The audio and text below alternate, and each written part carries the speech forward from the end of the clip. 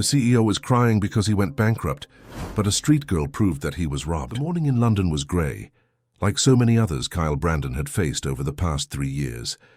The heavy sky seemed to weigh on the entire city, and the humid heat clung to his skin like an uncomfortable reminder of everything he preferred to forget. Sitting on the pavement in front of Nancy's diner in Bethnal Green, Kyle watched the street's movement with empty eyes.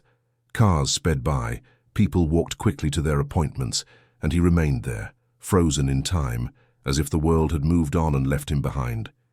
His clothes, once tailor-made by renowned couturiers, now hung loosely on his thin body. His shoes, once Italian and gleaming, were worn, with the soles beginning to detach. He no longer cared about appearances. In fact, he cared about almost nothing. The life he had known, the life he had built with such effort, had collapsed like a house of cards, and he still didn't fully understand how it had happened. Kyle Brandon had once been the face of business magazines. His name was synonymous with innovation in the European financial market. Brandon Capital, his investment fund, moved billions and was considered one of the most promising companies in Europe.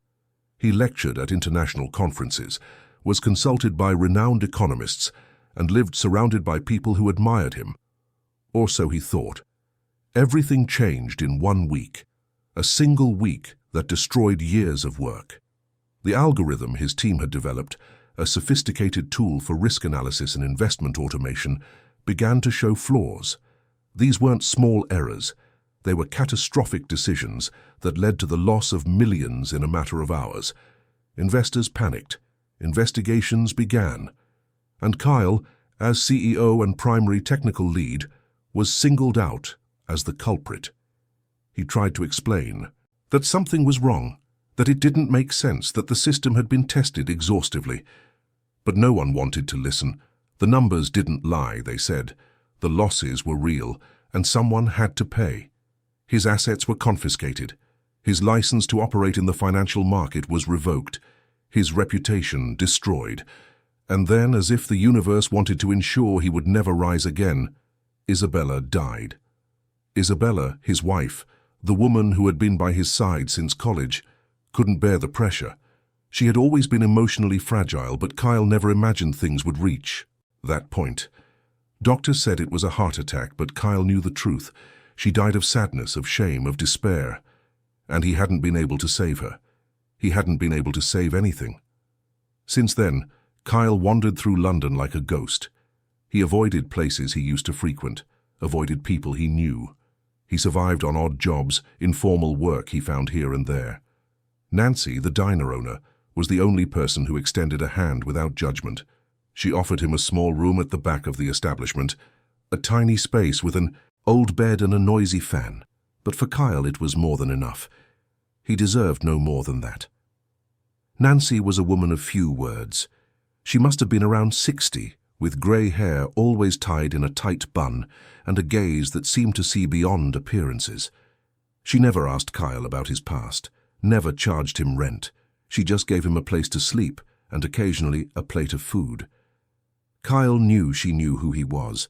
It was impossible not to know. His face had been plastered across newspapers and magazines for months, but Nancy never brought it up, and he was grateful for that. That morning, as Kyle watched the street's movement, a little girl approached. She must have been about 8, maybe less. She was barefoot, in visibly worn and dirty clothes. Her dark hair was disheveled, but her eyes were striking. Dark, deep eyes that seemed to carry a wisdom that didn't match her age. The girl stopped in front of Kyle and watched him for a few seconds. He looked away, uncomfortable. He didn't like being watched. He didn't like feeling that someone was trying to decipher his thoughts. But the girl wasn't intimidated. She squatted beside him and, without saying a word, left a battered notebook on the ground. Then she stood up and walked away, disappearing among the people on the pavement. Kyle looked at the notebook. It was old, with a worn cover and yellowed pages. He thought about ignoring it, leaving it there and continuing his monotonous day. But something about that gesture intrigued him. Why would a little girl leave a notebook with him? What did she expect him to do with it? He picked up the notebook and opened it. He expected to find children's drawings, maybe some school notes. But what he saw left him speechless. The pages were filled with equations, graphs, market analyses. There were notes on derivatives, risk indicators, algorithm parameters, all handwritten, with small, precise penmanship. Kyle felt his heart quicken.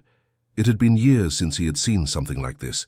It had been years since he had thought about the financial market, about algorithms, about risk analyses. He had tried to erase all of it from his mind, but now, holding that notebook, the memories came flooding back. He began to read the notes more carefully. Whoever had written this knew what they were doing. The analyses were precise, the calculations correct, but there was something more. There were notes about discrepancies, about inconsistencies in reports. There were mentions of changes in algorithm parameters, of transactions with artificial delays. Kyle felt a shiver run down his spine. This was familiar, very familiar. He spent the rest of the day reading the notebook, page by page. The more he read, the more his mind began to awaken. It was as if a part of him that had been dormant for years was finally stirring. At night, when he returned to the small room at the back of the diner, Kyle couldn't sleep. He lay on the bed, staring at the ceiling, thinking about the notes in the notebook. There was something there, something important, something that could change everything. The next day the girl returned. Kyle was in the same spot, sitting on the pavement with the notebook beside him. She approached and sat beside him, as if it were the most natural thing in the world. "My name is Louisa," she said, with a firm voice that didn't match her fragile appearance. "Louisa Smith." Kyle looked at her, unsure what to say. He wasn't used to talking to people, much less children. "This notebook belonged to my mother," Louisa continued, pointing to the object between them. "She worked at your company, at Brandon Capital." Kyle felt as if he had been punched in the stomach. He looked at the girl more closely, trying to find some familiarity in her features, but he couldn't remember any Clara Smith. "She was a junior auditor," Louisa explained, as if she could read his thoughts. "You probably never met her, but she knew you, she admired you." Kyle swallowed hard. He didn't know what to say, didn't know how to react. "After everything fell apart, she was fired," Louisa continued, her voice beginning to tremble slightly. "And a few weeks later, she died." Kyle closed his eyes. Another victim. Another person who lost everything because of him. "But she didn't kill herself," Louisa said, with a firmness that made Kyle open his eyes again. "I know that's what they said, but I don't believe it.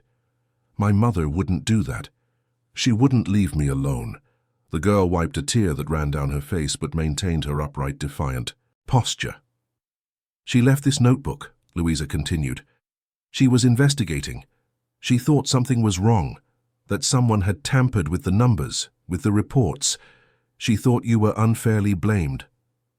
Kyle felt his heart race. He picked up the notebook again and began to flip through it with more urgency. Now that he knew the context, the notes made even more sense. Clara had found discrepancies. She had compared internal reports with official ones. And she had found differences. Differences that shouldn't exist. "There's a name here," Kyle said, pointing to a page. "Marcus Taylor. He appears several times." Louisa nodded. "My mother thought he had something to do with all of this." Marcus Taylor. The name echoed in Kyle's mind like a death knell. Marcus had been his partner, his friend. They had built Brandon Capital together. Marcus handled the administrative side, the reports, the compliance. He was the person Kyle trusted most, and he had also been the first to testify against Kyle during the investigations. At the time, Kyle interpreted that as a desperate gesture, Marcus trying to save his own skin. But now, looking at Clara's notes, a new possibility began to form in his mind. What if Marcus wasn't trying to save himself? What if he was trying to cover something up? Kyle looked at Louisa. The girl watched him with expectation, with hope. "Why are you showing me this?" he asked. "Because I need your help," Louisa replied. "I need to know the truth about what happened to my mother, and you need to know the truth about what happened to you." Kyle remained silent for a long moment. He had spent 3 years trying to forget, trying to convince himself that he deserved everything that had happened. But now, for the first time, A small flame of hope began to glow within him. What if he wasn't guilty? What if he had been deceived, betrayed? He looked at the notebook, then at Louisa, and finally nodded. "All right," he said. "Let's find out the truth." In the following days, Kyle and Louisa became unlikely partners. The girl refused to go to shelters or accept help from social services.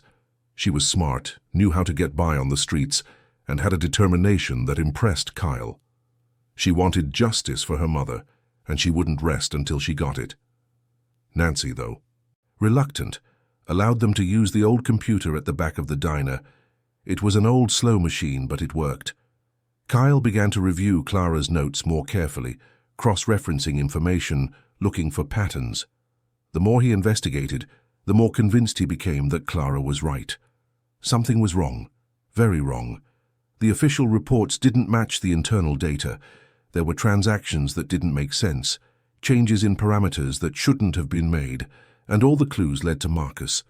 One day, while Kyle and Louisa were working on the computer, Nancy entered the room with an envelope in her hand. "This was left at the door," she said, handing the envelope to Kyle. "No sender." Kyle opened the envelope carefully. Inside was a USB stick. He looked at Louisa, who watched him with curiosity, and then connected the device to the computer. What appeared on the screen made Kyle's blood run cold.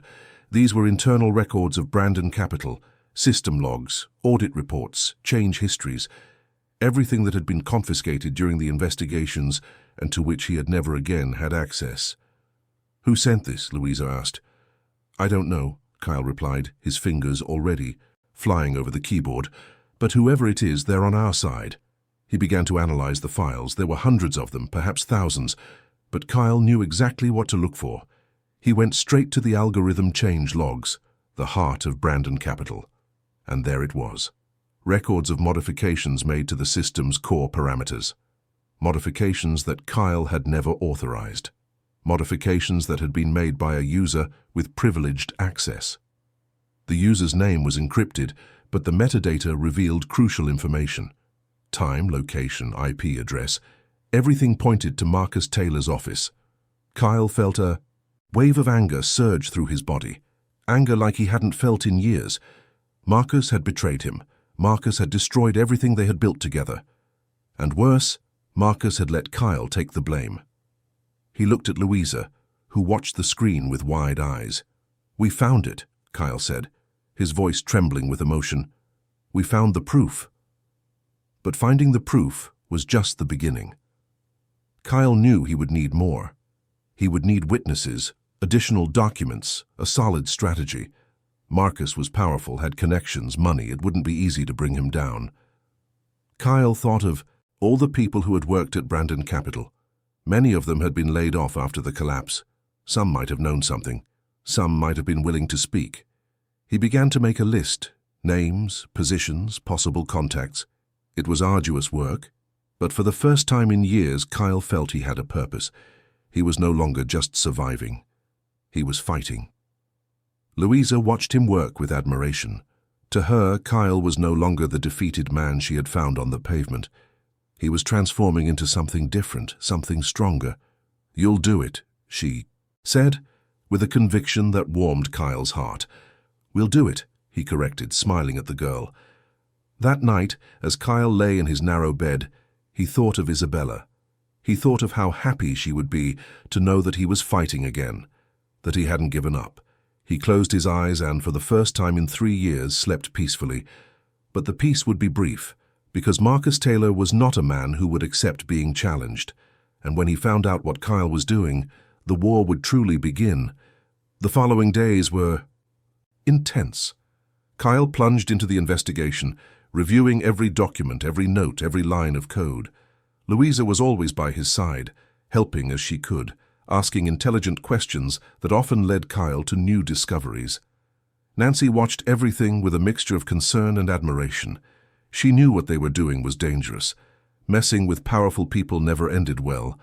But she also saw the transformation in Kyle. She saw life returning to his eyes. And that was worth something. Kyle decided he needed to talk to Edward Smith, Clara's brother. According to the notes, Edward worked as an infrastructure analyst at a technology company. If anyone could help them access old data, it would be him. Finding Edward wasn't difficult. Kyle got his contact through social media and called him. The initial conversation was tense. Edward was suspicious, reluctant to get involved. He had lost his sister and didn't want to relive that pain. But when Kyle mentioned Louisa, when he said that Edward's niece was alive and determined to honor her mother's memory, something changed. Edward agreed to meet them. The meeting took place in a discreet cafe in central London. Edward was a man in his 30s, tall, with thick-rimmed glasses and a serious expression. He looked at Louisa with tears in his eyes. "You look so much like her," he said, his voice choked. Louisa smiled shyly. She didn't remember much of her uncle. They had drifted apart after Clara's death. Edward listened to everything Kyle had to say. He looked at the documents, the notes, the logs, and the more he saw, the darker his expression became. "My sister was right," he said finally. "She was always meticulous, detail-oriented. If she thought something was wrong, it was." He looked at Kyle. "You need access to, Brandon Capital's backups, right?" Kyle nodded. "Yes, but they were confiscated. They're under legal custody." Edward smiled for the first time. "Not all of them. The storage company where I work was contracted by Brandon Capital years ago. We have encrypted cloud backups that were forgotten after the bankruptcy." Kyle felt his heart race. "You can access them?" Edward hesitated. "It's risky. Technically, it would be a violation. But if it's to do justice to my sister, I'm willing to take the risk." In the following days, Edward worked tirelessly to recover the data.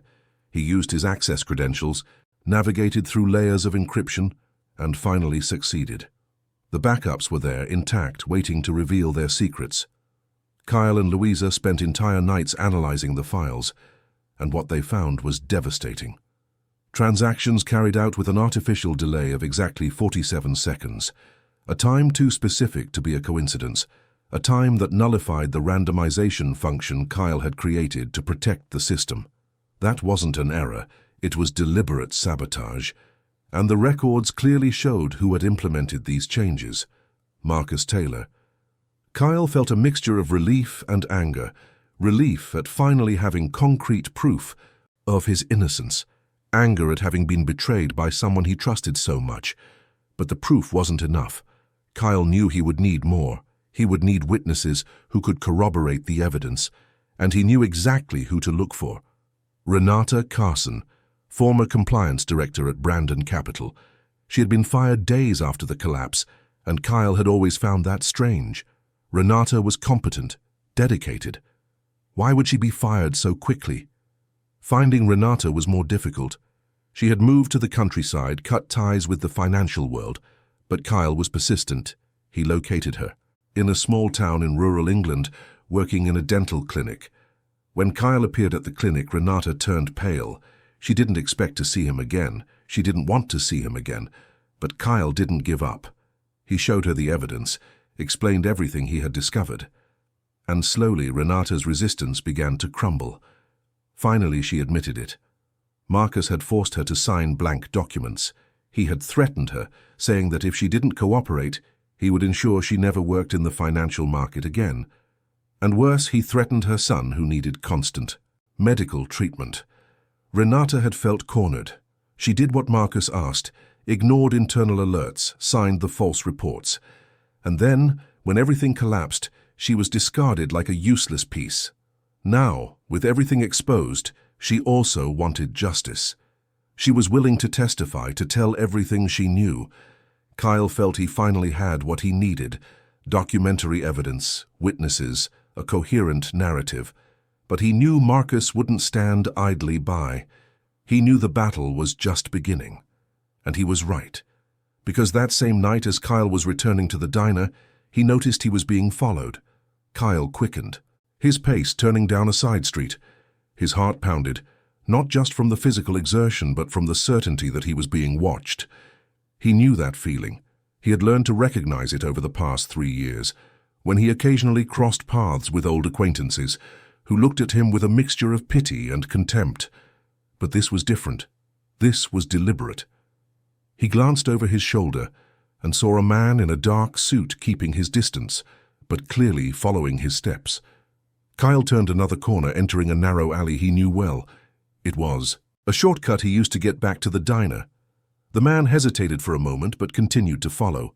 Kyle felt panic begin to set in. He was no longer the confident executive who faced boardrooms full of investors. He was just a tired man, without resources, without protection. But he had something he hadn't had in a long time. He had a purpose, and he wouldn't let anyone stop him from seeking the truth. He ran the last few meters to the diner and entered through the back door, locking it behind him.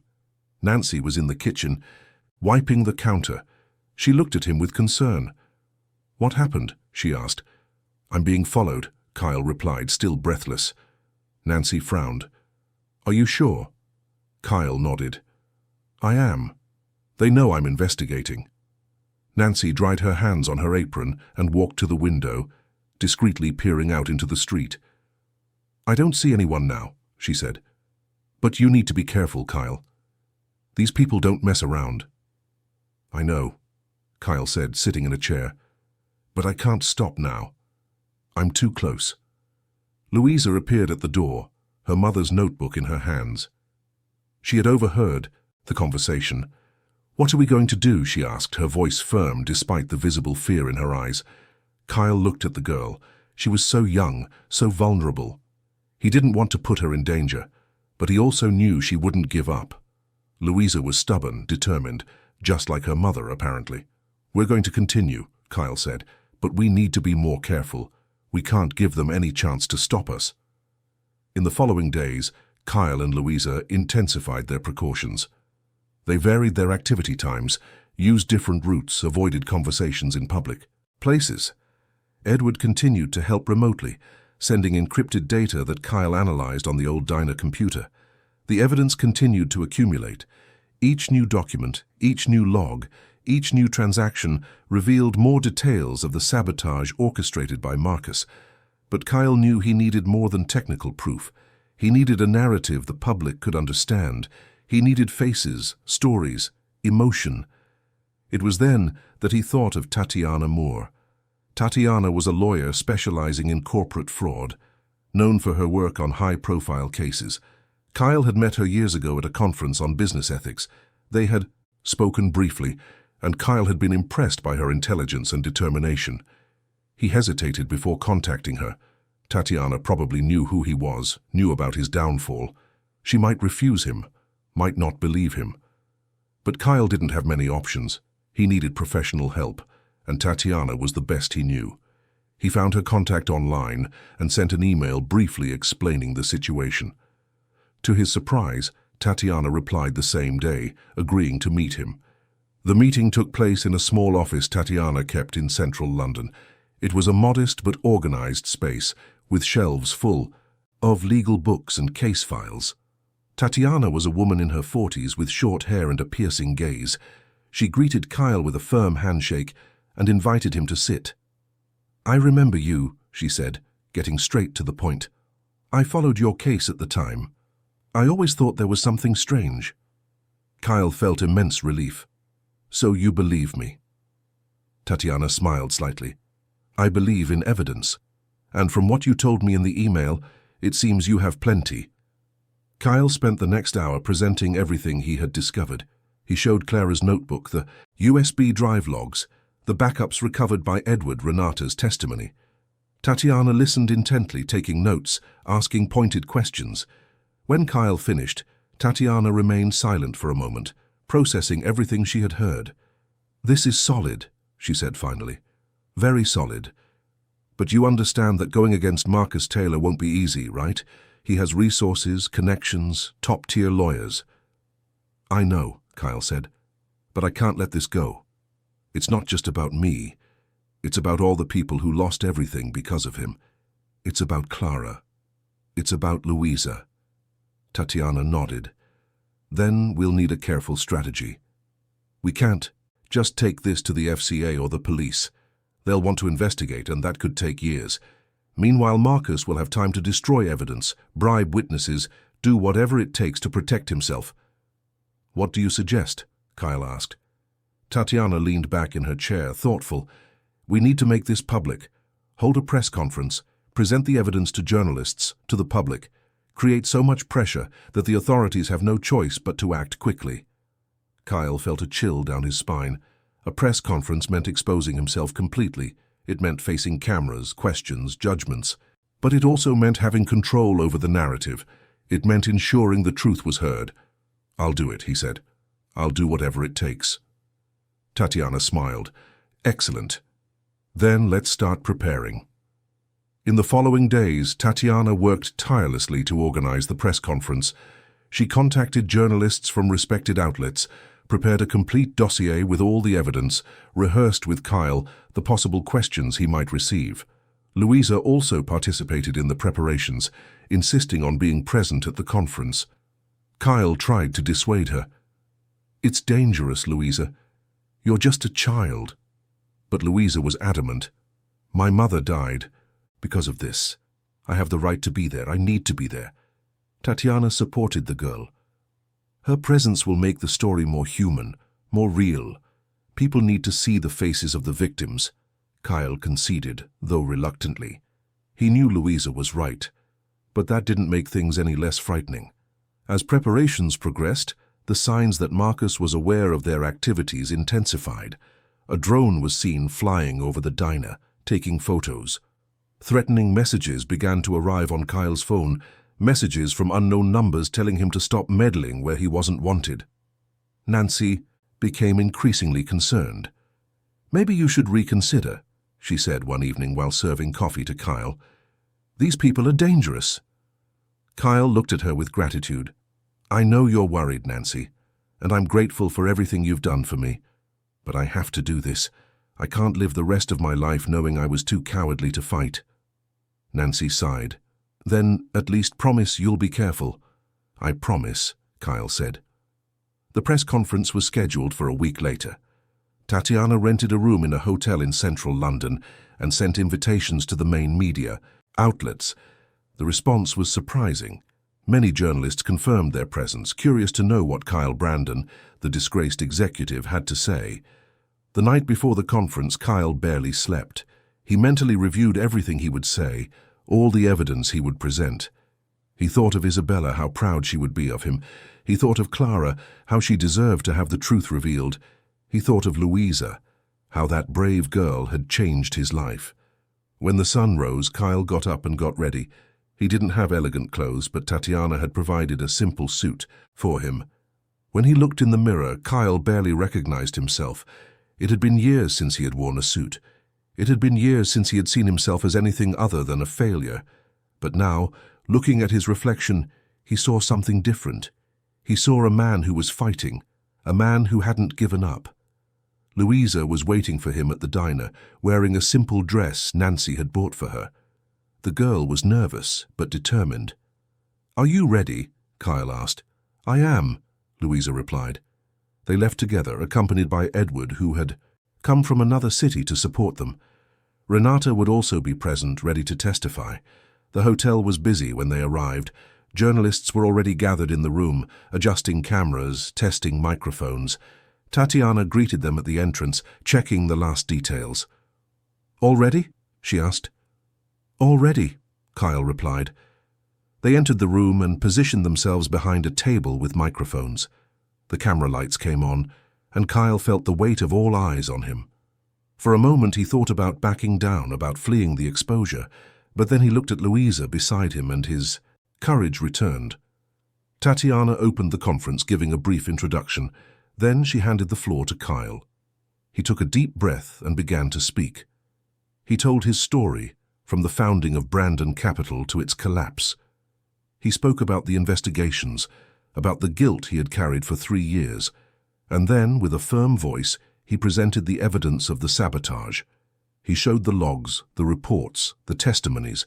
He explained how Marcus Taylor had manipulated the system, how he had destroyed lives for his own benefit. He spoke about Clara, about her investigation, about her suspicious death. Louisa also spoke with a maturity that impressed everyone. She spoke about her mother, about the notebook, about the search for the truth. Her voice trembled, but it did not waver. Renata testified, revealing the threats she had suffered, the documents she had been forced to sign. Edward presented the technical data, explaining how the backups proved the sabotage. When they finished, the room was silent for a moment. Then the questions began. Journalists wanted to know more, wanted details, wanted confirmations. Kyle answered them all calmly and precisely. The press conference lasted almost 2 hours. When it finally ended, Kyle was exhausted but relieved. They had done it. They had told the truth. Tatiana approached him, smiling. "You did very well. All of you did." Kyle looked at Louisa, who was being hugged by Edward. The girl was smiling, and for the first time since he had met her, Kyle saw genuine hope in her eyes. But the battle was far from over, because at that exact moment, in a luxurious office on the other side of the city, Marcus Taylor watched the press conference on television, his face contorted in rage. He picked up the phone and made a call. "We need to act," he said, "now." The war had officially begun, and Kyle knew the next few days would be the hardest of his life. In the hours following the press conference, the story exploded on social media and in the news. Kyle Brandon's name was back in the headlines, but this time with a different tone. People began to question the official narrative, to demand new investigations. Marcus Taylor was sought by journalists, but refused to comment, claiming it was all defamation. Kyle returned to the diner accompanied by Louisa and Edward. Nancy greeted them with a tight hug. "I saw everything on TV," she said. "You were amazing." But the joy was brief. That same night, Tatiana called Kyle with worrying news. "Marcus has filed a lawsuit against you," she said. "He's alleging defamation and demanding millions in damages." Kyle felt his stomach churn. He didn't have money to pay damages. He barely had money for anything. "Don't worry," Tatiana said. "This is just an intimidation tactic. He wants to scare you, to make you back down. But we have the evidence. We will defend ourselves." Kyle thanked her and hung up. He looked at Louisa, who was sleeping on an improvised mattress in the back room. The girl was exhausted but at peace. He couldn't give up now. Not for him, but for her. In the following days, the pressure increased. The FCA announced it would open a new investigation into the Brandon Capital case. The National Crime Agency also began investigating Clara Smith's death, considering the possibility that it was not suicide. Marcus tried to control the damage, giving interviews where he presented himself as a victim of a conspiracy. But the evidence presented by Kyle was too solid to be ignored. Investors who had lost money in the collapse began to speak out, demanding justice. Kyle received support from unexpected places. Former colleagues from Brandon Capital began to contact him, offering additional information. Some of them had been suspicious of Marcus at the time, but hadn't had the courage to speak. One of these colleagues was Fabian Edwards, a former senior analyst at the company. Fabian sought Kyle out personally, bringing documents he had secretly kept. "I always knew something was wrong," he said, "but I was afraid to speak. Now, seeing you fight, I can't stay silent anymore." Fabian's documents revealed more details about Marcus's operations.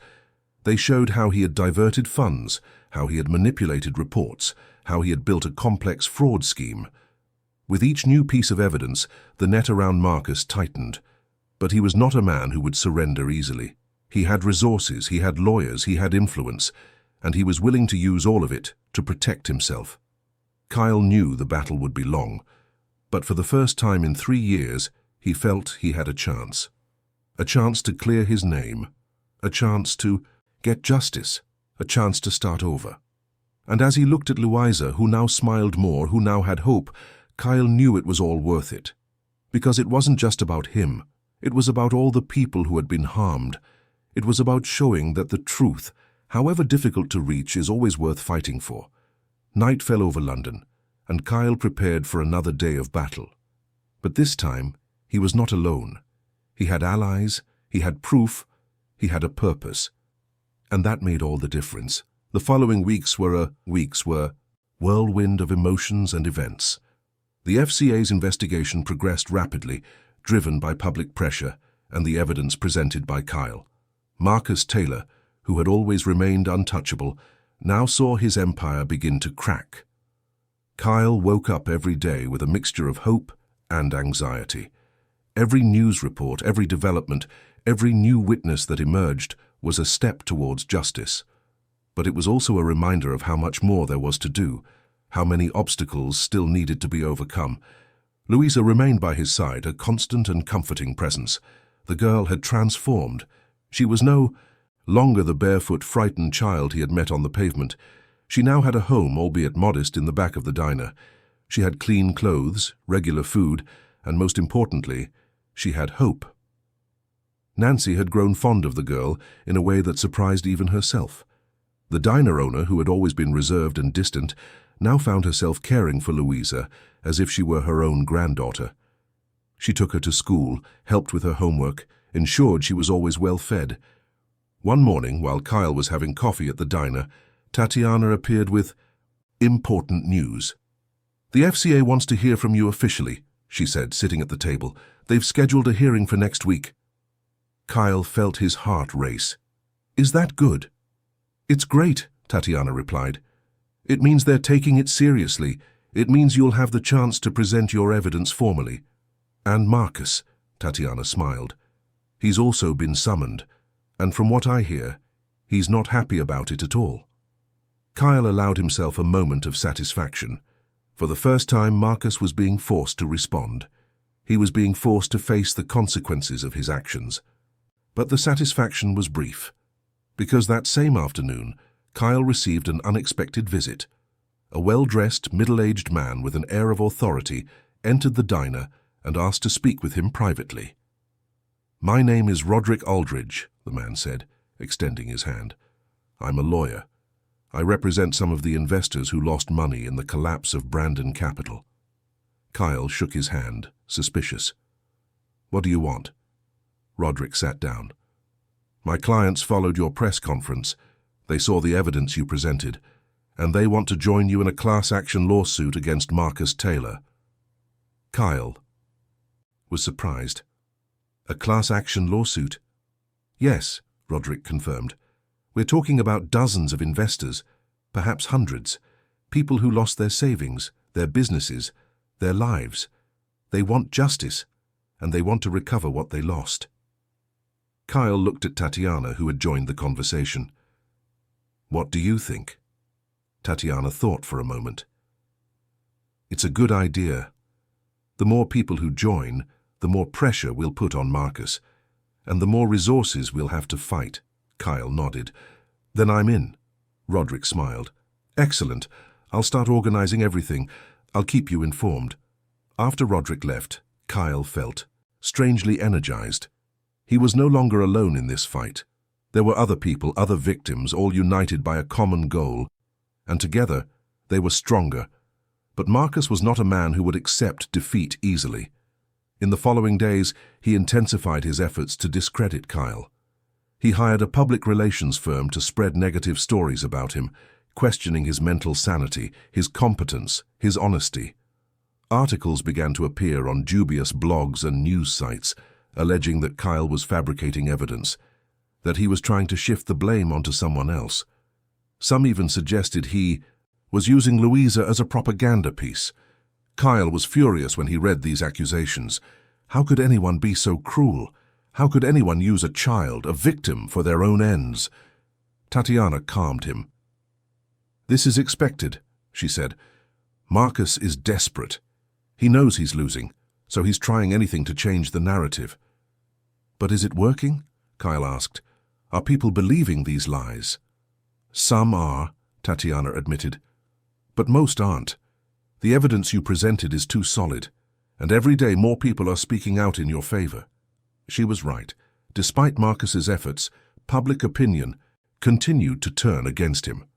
Investigative journalists began to dig deeper, uncovering other irregularities in his businesses.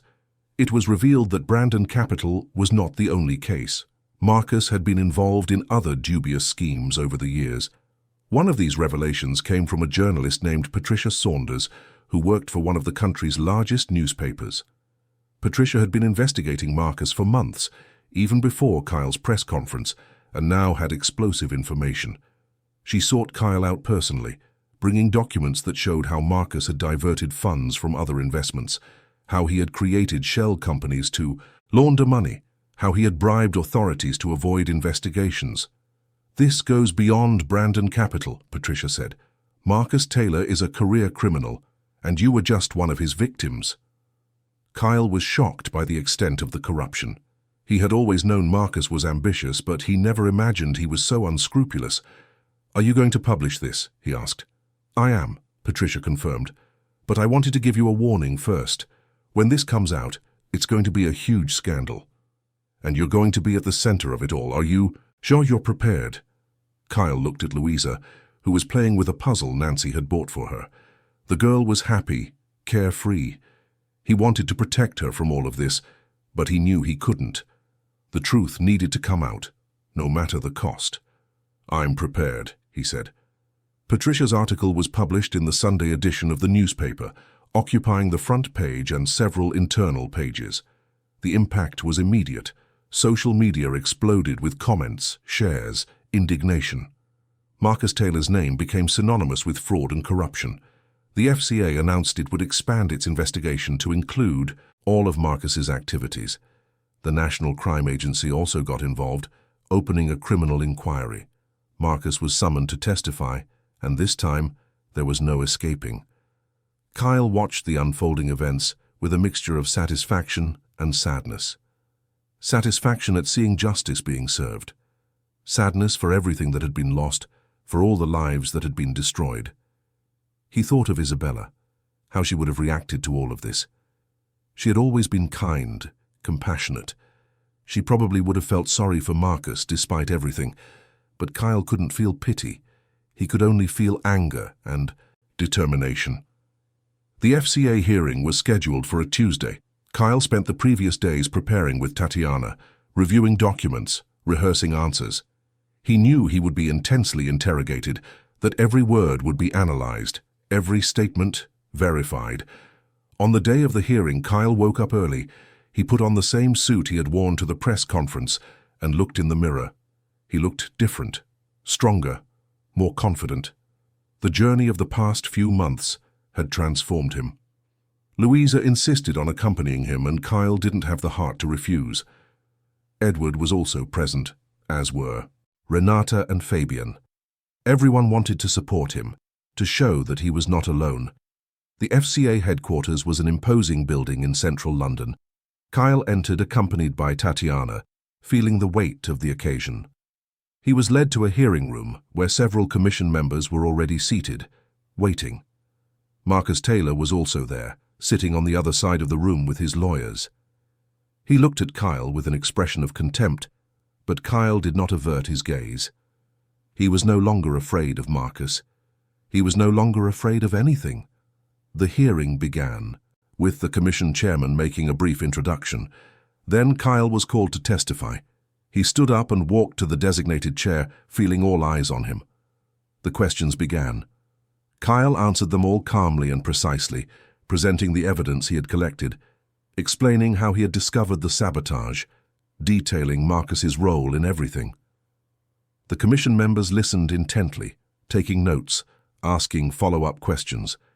Kyle could see that they were taking it seriously, that they were genuinely interested in discovering the truth. When it was Marcus's turn to testify, he tried to maintain his composure. He denied all. Accusations claimed Kyle was lying, that the evidence was fabricated. But his answers were evasive, his explanations inconsistent. Marcus's lawyers tried to discredit the evidence, questioning the authenticity of the documents, the reliability of the witnesses. But Tatiana was prepared. She refuted every argument, presented counter-evidence, showed that everything was legitimate. The hearing lasted all day. When it finally ended, Kyle was exhausted, but relieved. He had done his part. Now it was up to the FCA to decide. In the following days, the wait was agonizing. Kyle tried to keep himself busy, helping Nancy at the diner, spending time with Louisa, talking with Tatiana about the next steps. But the anxiety was always there, a constant presence in the back of his mind. Finally, 2 weeks later, the FCA released its decision. After reviewing the evidence and testimonies, the commission concluded that there was sufficient evidence of fraud and manipulation. Marcus Taylor would be formally charged, and his assets would be frozen while the investigation continued. Furthermore, the FCA recommended reopening Kyle Brandon's case, recognizing that there was evidence that he might have been unjustly blamed. When Kyle received the news, he couldn't hold back the tears. They were tears of relief, of joy, of validation. After 3 years carrying the blame, after 3 years being seen as a failure, finally someone was recognizing that he had been a victim. Louisa hugged him, crying too. "We did it," she said. "We did it." Kyle hugged her back, feeling his own tears stream down. "Yes, we did." But the battle was not yet over. The criminal investigation against Marcus was just beginning, and Kyle knew there would be more challenges ahead.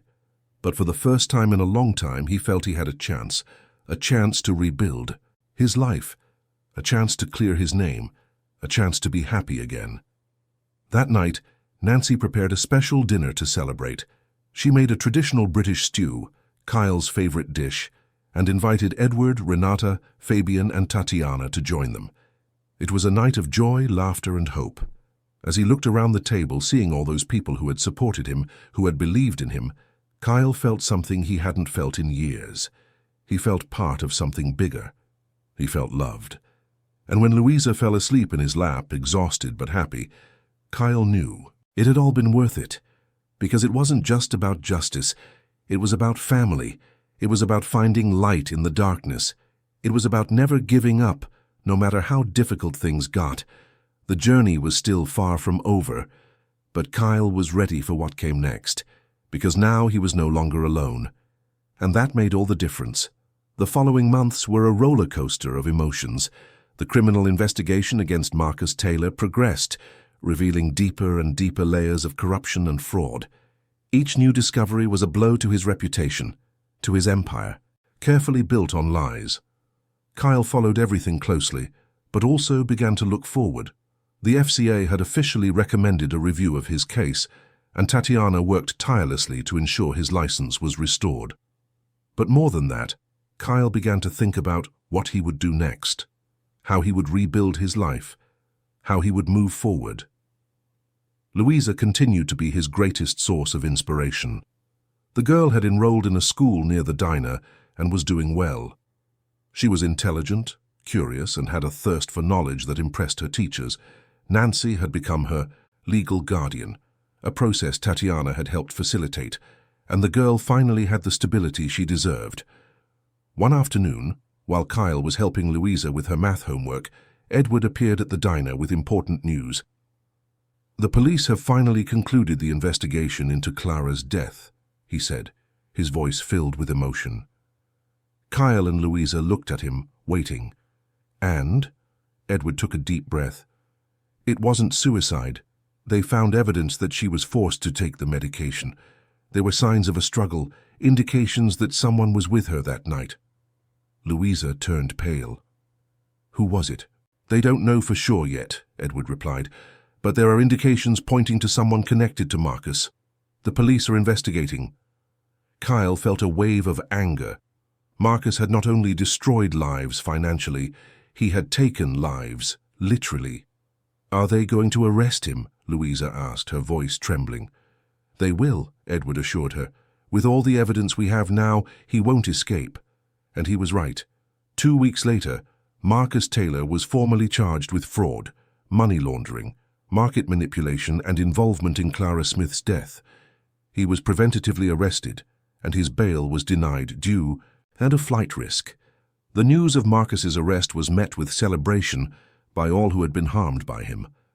Kyle felt immense relief, but also profound sadness, because nothing that happened now would bring back Isabella or Clara or all the other lives that had been destroyed. Marcus's trial was scheduled for 6 months later. It was one of the most followed cases of the year, with massive media coverage. Kyle was called to testify, as were Louisa, Edward, Renata, Fabian, and dozens of other people who had been affected by Marcus's actions. On the day of the trial, the courtroom was packed.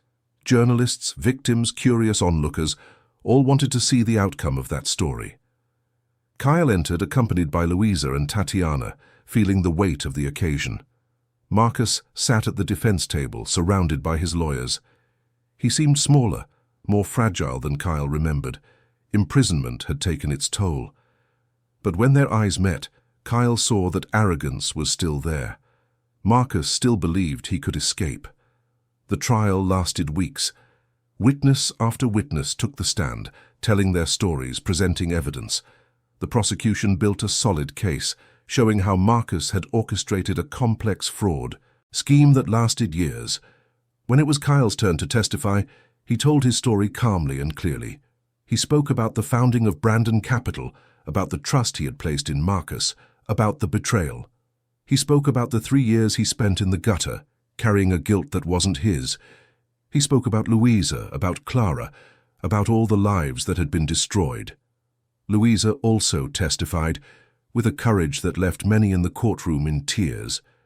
She spoke about her mother, about the notebook, about the search for the truth. She spoke about how her life had been turned upside down, but also about how she had found hope. Marcus's defense tried to discredit the witnesses, question the evidence, create reasonable doubt. But the evidence was overwhelming. The logs, the documents, the testimonies, everything pointed to Marcus's guilt. When the time for the verdict finally came, the courtroom was in absolute silence. The judge read the decision in a firm voice.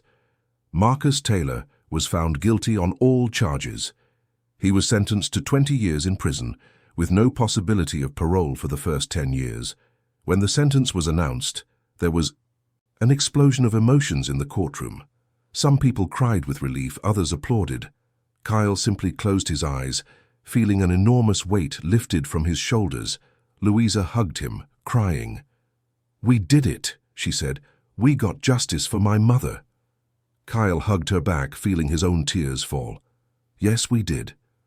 But justice for Marcus was only part of the story.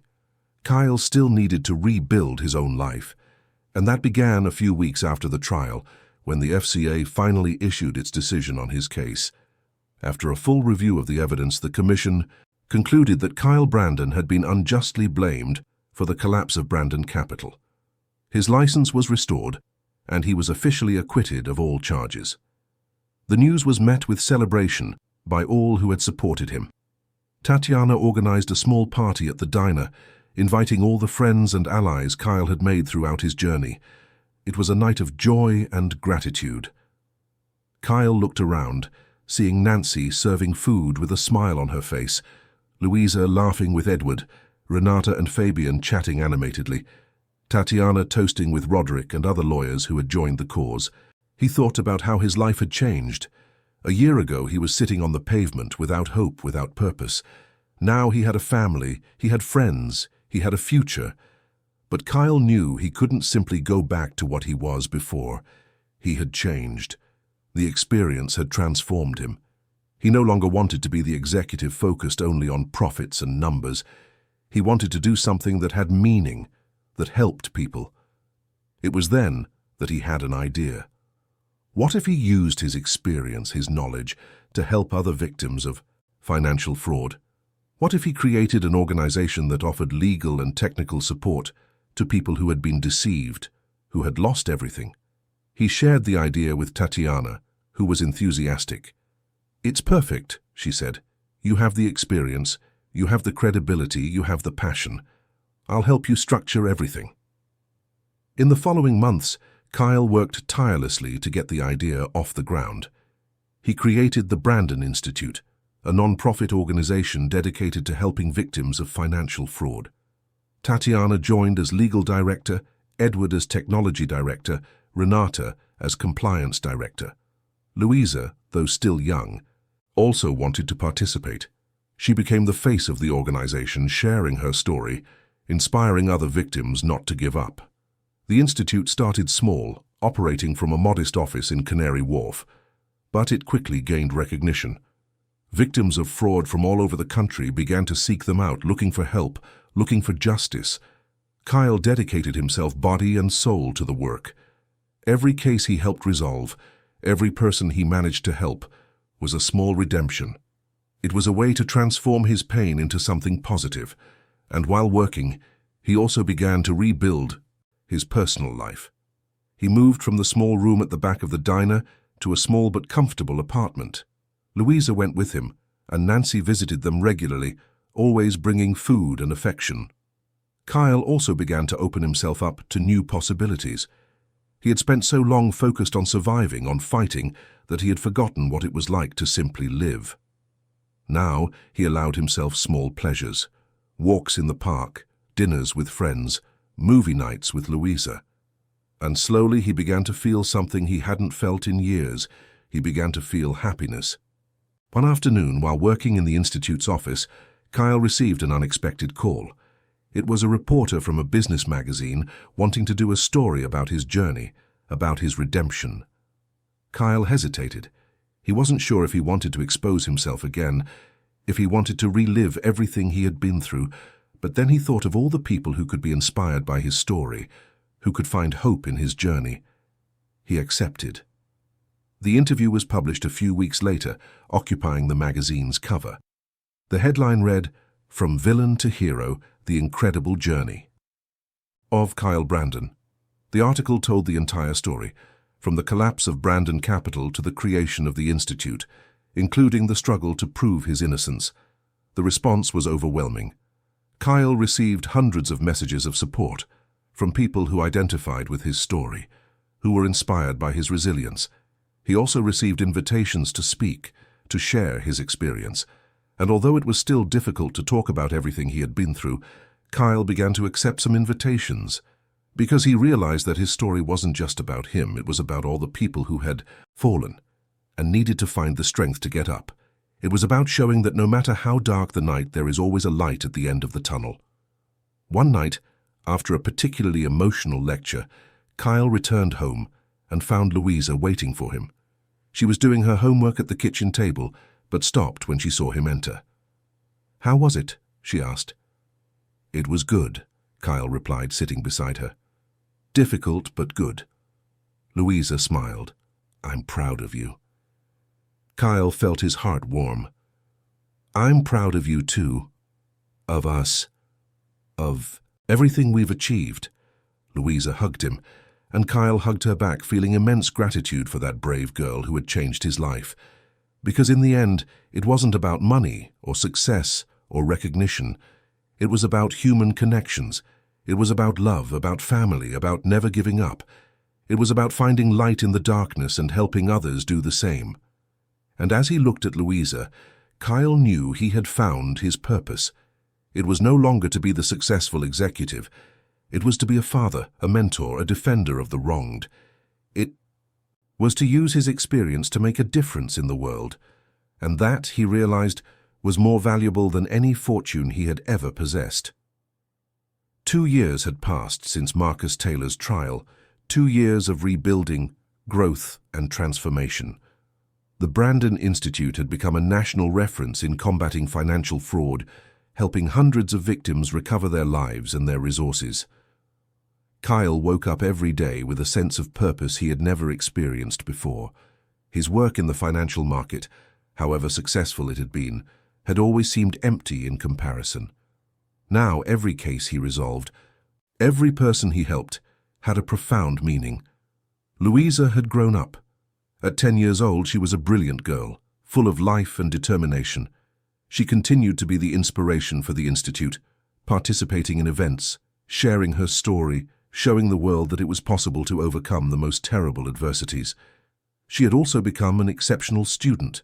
Her teachers constantly praised her intelligence and dedication. Kyle couldn't have been prouder.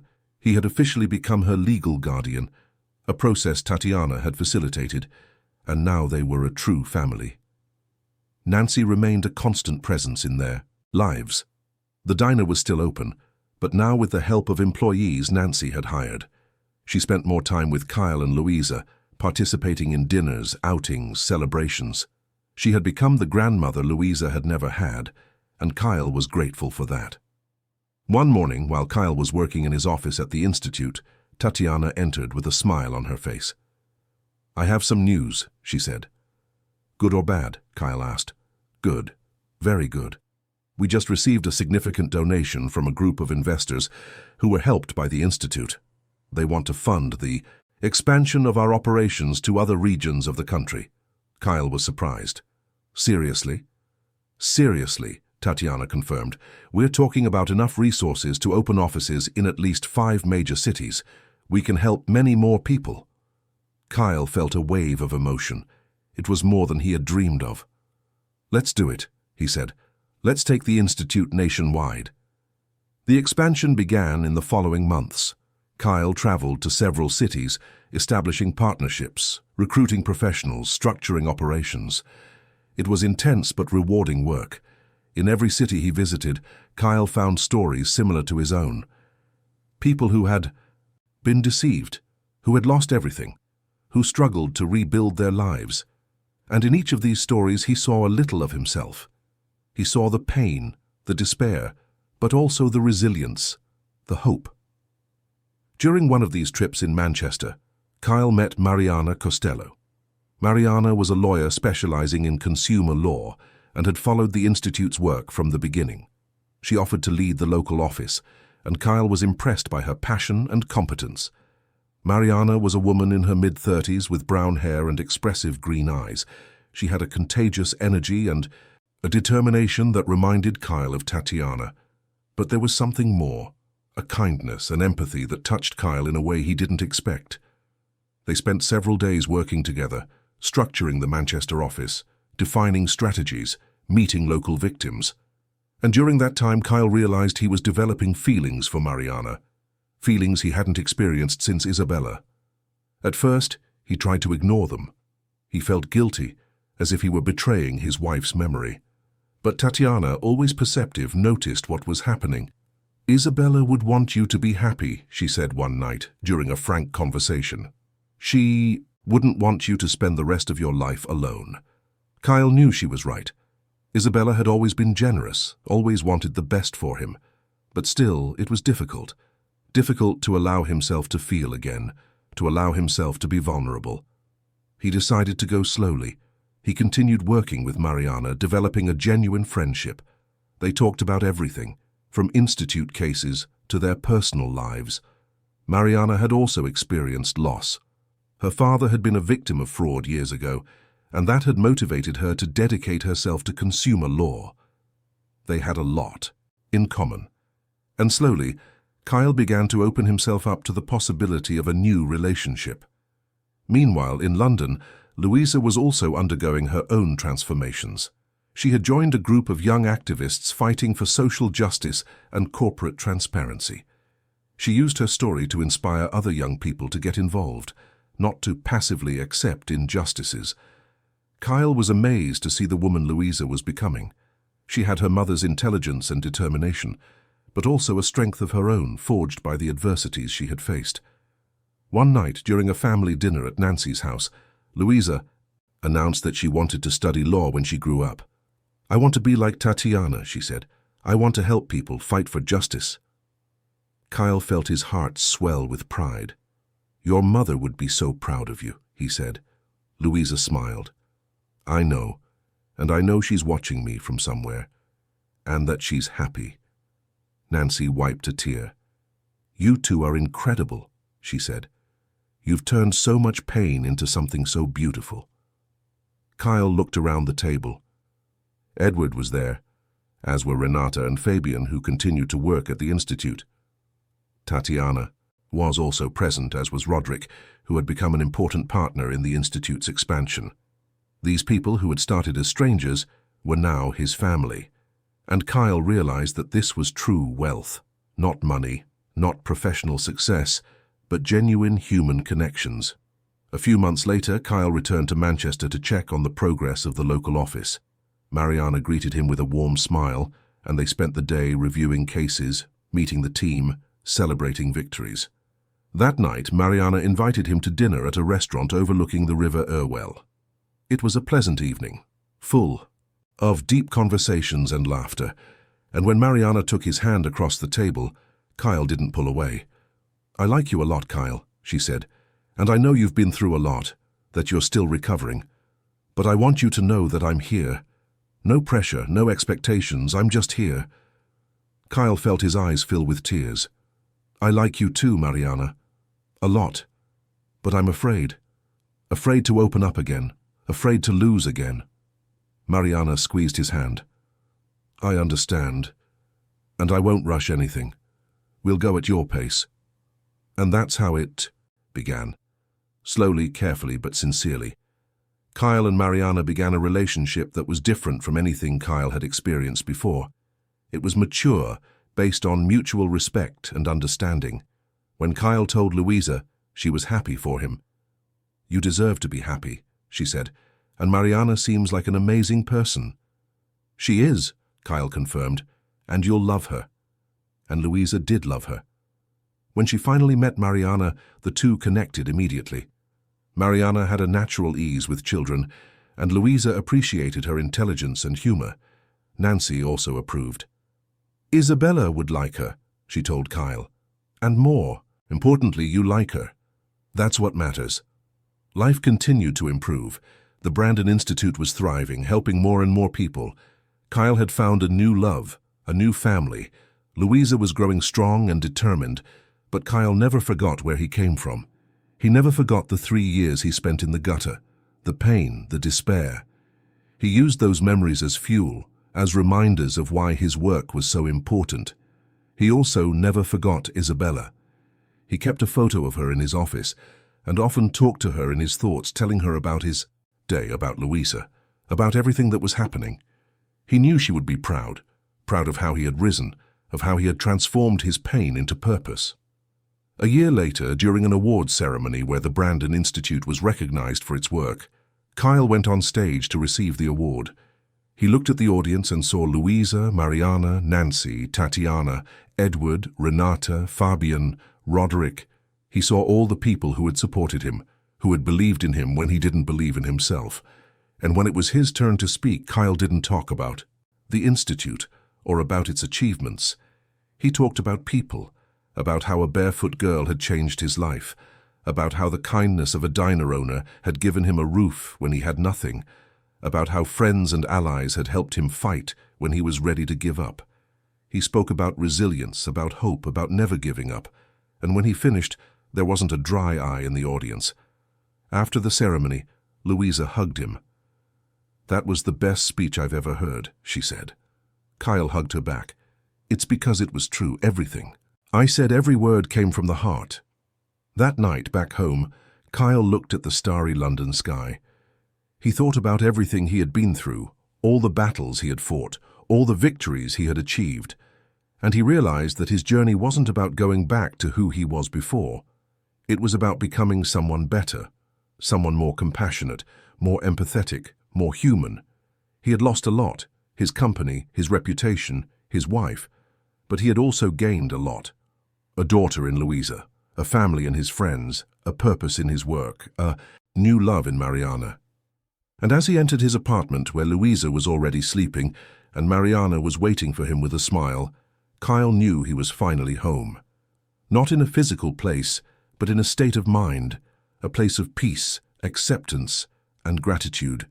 Because in the end, life wasn't about avoiding falls. It was about learning to get up. It was about transforming pain into strength, tragedy into purpose, darkness into light. And Kyle Brandon, the man who had lost everything and found everything again, was living proof that there is always hope. There is always a chance to start over. There is always light, even in the darkest night. And that was the most valuable lesson of all. The Saturday morning in London was sunny, a rarity Kyle had learned to appreciate. He was in the kitchen preparing breakfast when Louisa appeared, still in her pajamas, with disheveled hair and a sleepy smile on her face. "Good morning," she said, yawning. "Good morning, sleepyhead," Kyle replied, pouring orange juice. "I thought you were going to sleep until noon," Louisa laughed. "I was, but the smell of the croissants woke me up." They sat at the table together, a ritual they had developed over the years. It was in these simple moments that Kyle felt the most gratitude, not for the great deeds or recognitions, but for these small daily joys that he had almost lost forever. "Is Mariana coming for lunch today?" Louisa asked, spreading butter on her croissant. Yes, she is, Kyle confirmed, and she said she's bringing a surprise. Louisa's eyes widened. What kind of surprise?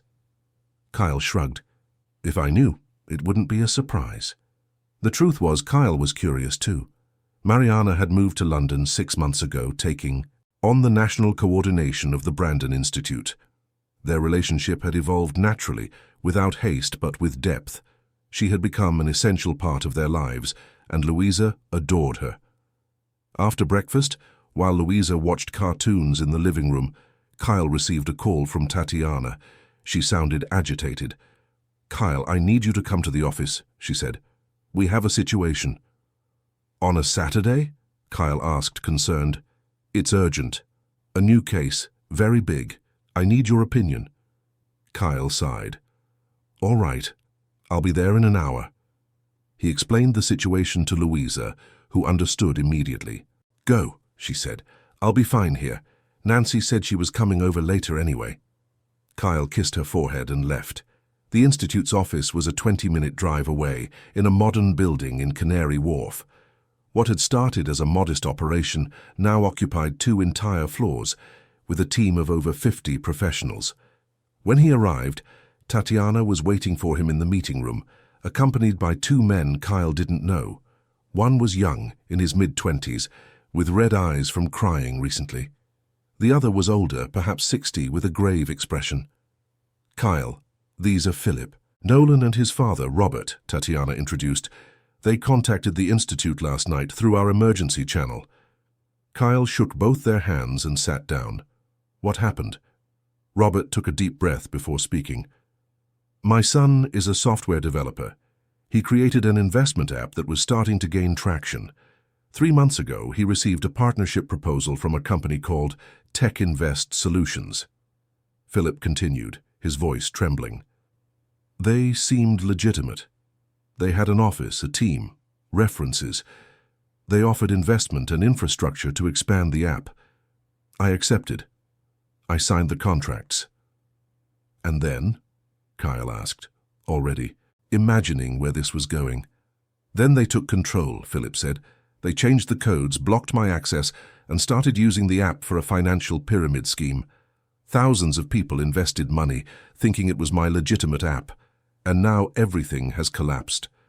Robert put a hand on his son's shoulder. "Philip is being sued. The victims think he's responsible. He could go to prison for something he didn't do."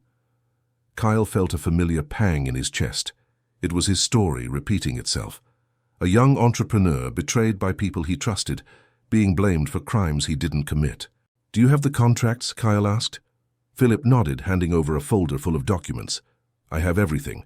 Contracts, emails, communication records." Kyle spent the next hour reviewing the documents with Tatiana, and the more he read, the more his indignation grew. It was a sophisticated scheme, carefully planned to leave Philip as the scapegoat. "We'll help them," Kyle said finally. "This is exactly the kind of case the Institute exists for." Robert closed his eyes, relieved. "Thank you. Thank you very much." Tatiana was already taking notes.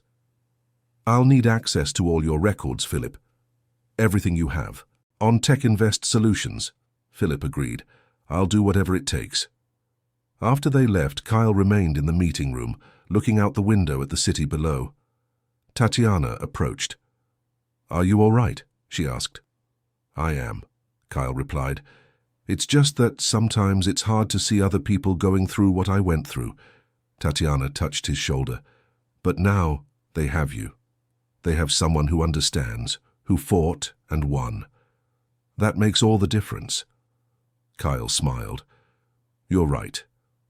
We're going to save this kid." When he returned home, Mariana was already there, chatting animatedly with Louisa in the living room.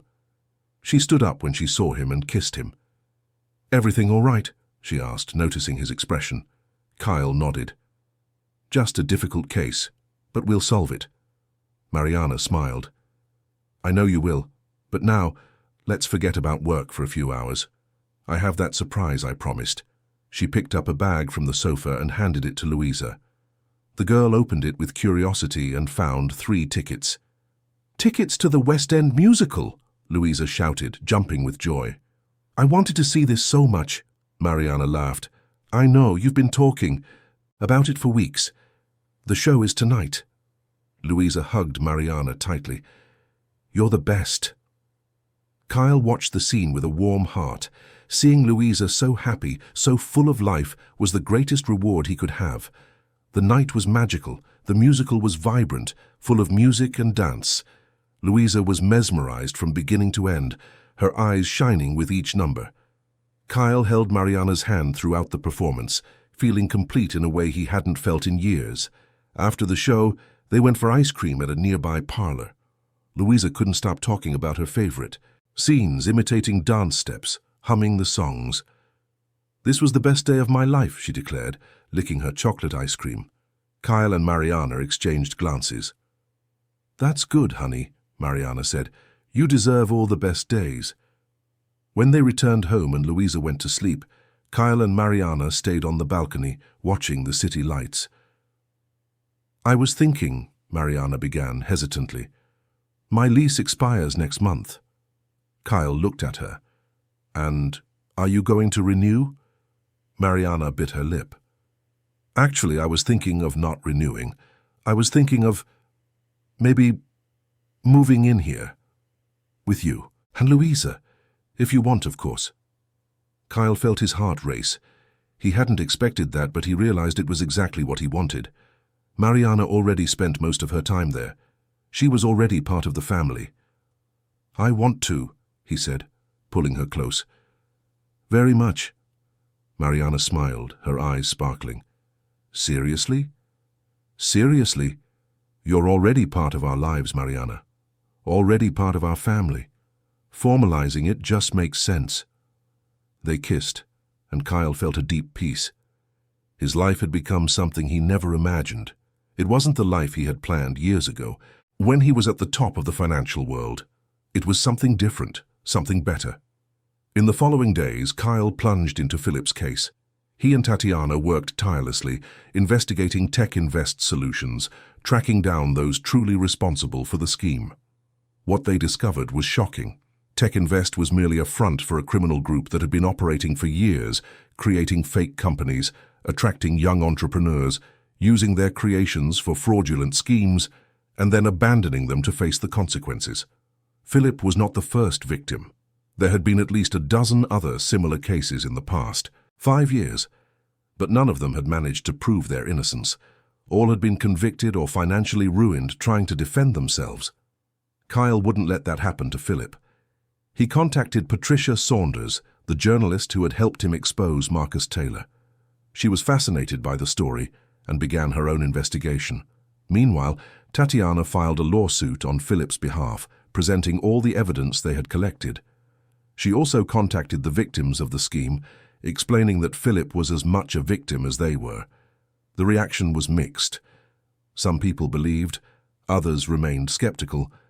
But slowly, the narrative began to change. Patricia published a series of reports exposing the Tech Invest scheme. She identified those truly responsible, showed how they operated, revealed their other victims.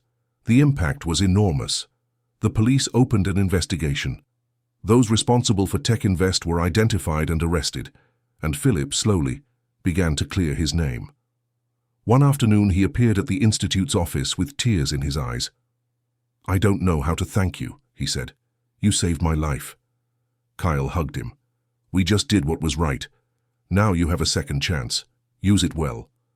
Philip nodded. I will, I promise. After he left, Kyle thought about second chances. He had had his. Philip now had his. And Kyle was determined to ensure that more people did too.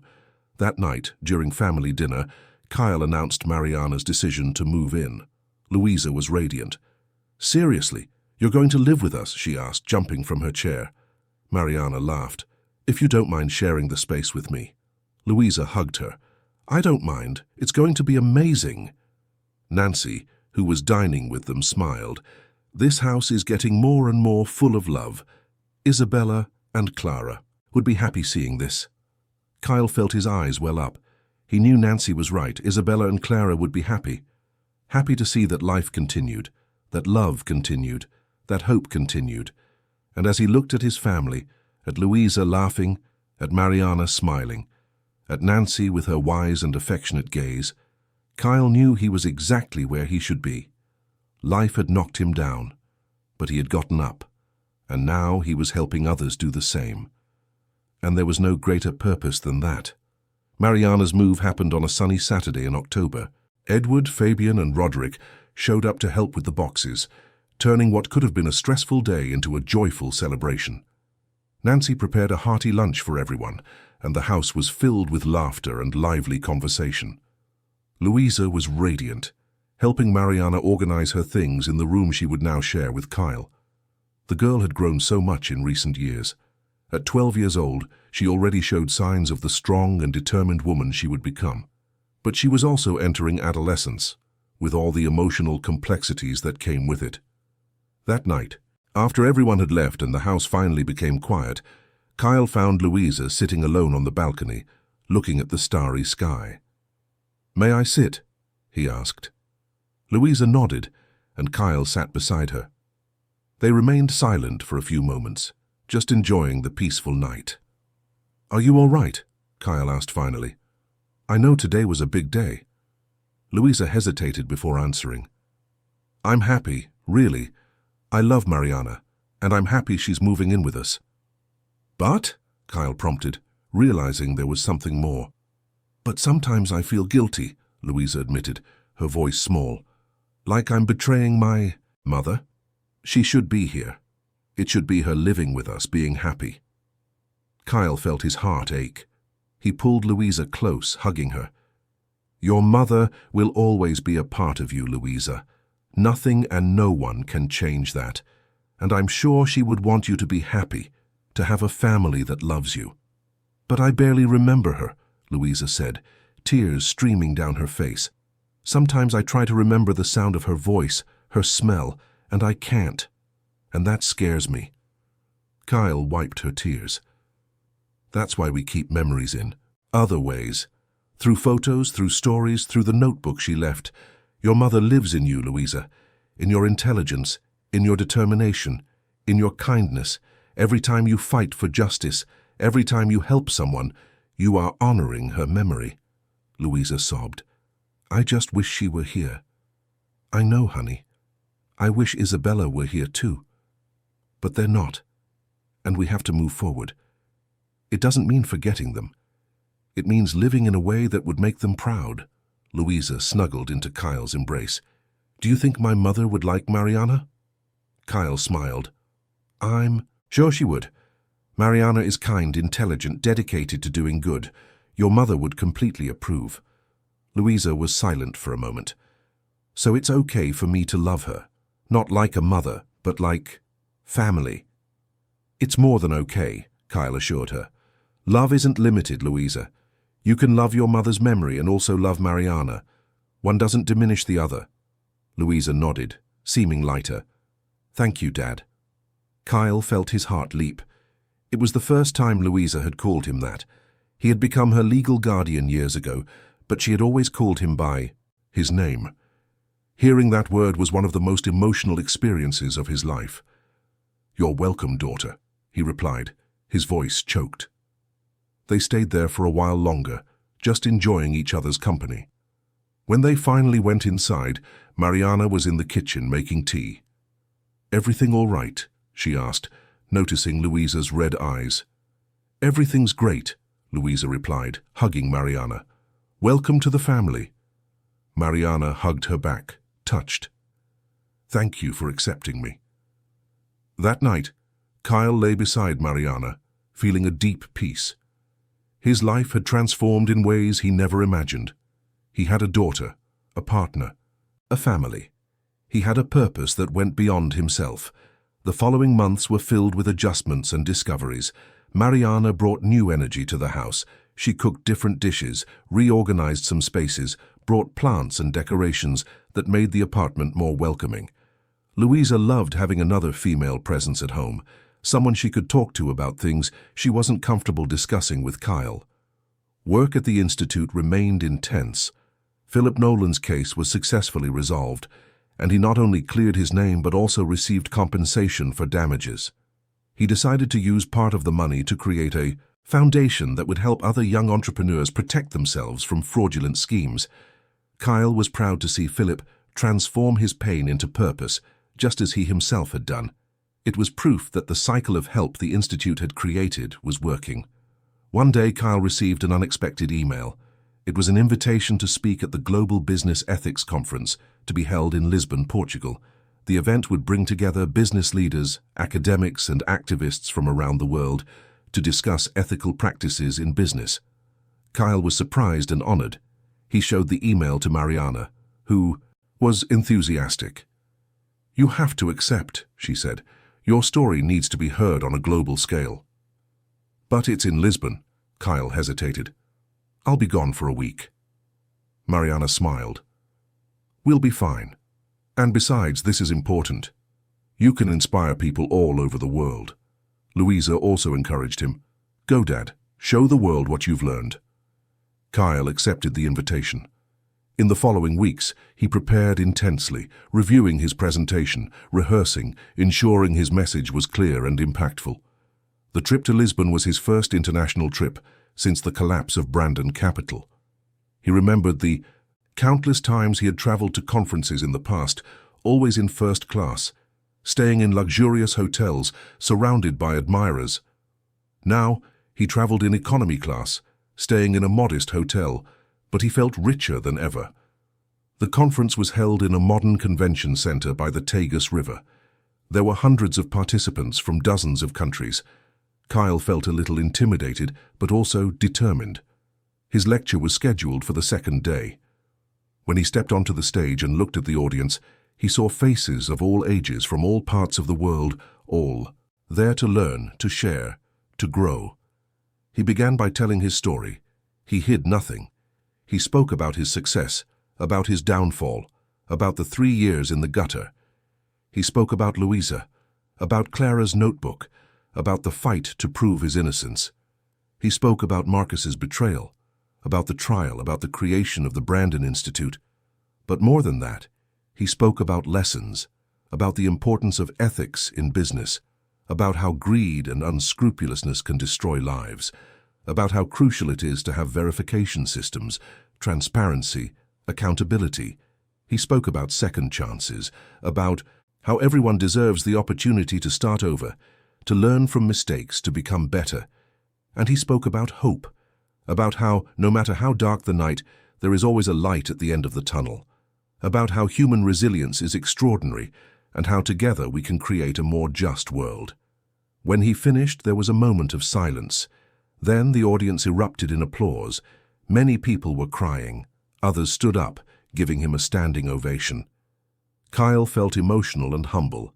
He had shared his truth, his pain, his journey, and people had listened. They had understood. After the lecture, dozens of people approached him. Some wanted to share their own stories. Others wanted to know more about the Institute. Some just wanted to thank him for his honesty and courage. Among them was a woman named Sofia Mendes, director of a Portuguese organization that fought financial fraud. She proposed a partnership with the Brandon Institute, expanding its operations to Portugal and eventually to other European countries. Kyle was enthusiastic about the possibility. He spoke at length with Sofia, discussing strategies, sharing experiences, planning the future. That night, he called Mariana and Louisa, telling them about the success of the lecture and the possibility of international expansion. They were radiant. "We're so proud of you," Mariana said. "You're changing the world, Dad," Louisa added. Kyle felt his heart fill with gratitude. He was making a difference. He was transforming his pain into purpose, his experience into wisdom. In the following days, he participated in other conference sessions, met inspiring leaders, made valuable connections. But what struck him most was a conversation he had with a young British entrepreneur who was also at the event. The young man approached him during a break. "My name is Daniel," he said. "I was in the audience during your lecture, and I need to tell you something." Kyle listened attentively. "2 years ago, I was about to do something very wrong," Daniel continued. "I was being pressured, to manipulate my company's financial data, to attract investors. I was almost giving in because I thought it was the only way to survive." He paused, emotional. "But then I saw an interview with you on television. You talked about ethics, about doing the right thing even when it's difficult. And that made me rethink. I refused the pressure, sought other solutions. And today my company is growing honestly and sustainably." Kyle was speechless. He never imagined his words could have that kind of impact. "Thank you for sharing that," he said finally. "You don't know how much it means to me." Daniel smiled. "No, thank you. For having the courage to tell your story. For showing that it's possible to do what's right." When Kyle returned to London, he was transformed. The experience in Lisbon had reaffirmed his purpose, had shown that his work had a much broader reach than he imagined.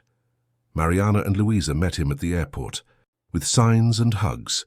It was a moment of pure joy. That night, during a family dinner with Nancy, Edward, and Tatiana, Kyle shared all the experiences of the trip. He spoke about the lecture, about the connections, about the possibility of international expansion. "This is incredible," Tatiana said. "The Institute is truly becoming global." Nancy looked at Kyle with pride. "You've come a long way, my son. From a broken man on my pavement to someone who is changing the world." Kyle felt his eyes well up. "And I wouldn't have done it without you, without each of you, who believed in me when I didn't believe in myself." Louisa raised her glass of juice, a toast to the most amazing dad in the world. Everyone raised their glasses, toasting. And Kyle looked around the table, seeing all those people he loved, who loved him back, and knew he had found something far more valuable than any professional success. He had found a family. He had found a purpose. He had found peace. And as the night progressed, full of laughter and stories, Kyle thought of Isabella and Clara. He imagined they were there somehow, smiling, proud of everything. That had been built from pain, because in the end, life wasn't about avoiding pain. It was about transforming it into something beautiful. It was about finding light in the darkness. It was about never giving up, no matter how difficult things got. And Kyle Brandon, the man who had lost everything and found everything again, was living proof that it is always worth fighting. It is always worth believing. It is always worth loving. Because in the end, it is love that saves us. It is love that heals us. It is love that makes us human. And that was the most important lesson of all.